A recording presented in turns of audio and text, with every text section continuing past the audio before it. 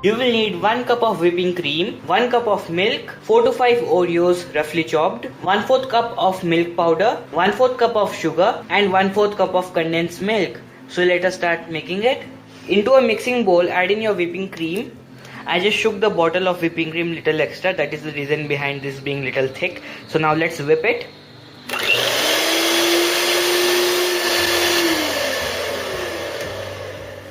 This should be fine.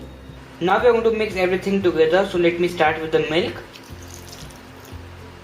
In comes the sugar, milk powder, condensed milk. You can check out my recipe how to make condensed milk at home if you wish to. And my Oreos. It's totally up to you how many Oreos you want to put in.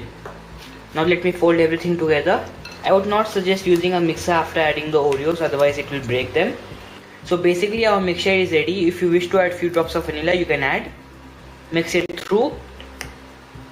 Now this goes into the freezer for about 6 to 8 hours. If you wish to mix this about 2 to 3 hours later, you can surely do. That will result in a very creamy and very delicious ice cream. But this is a foolproof method. You don't need to do that. So I'll be back after 6 to 8 hours.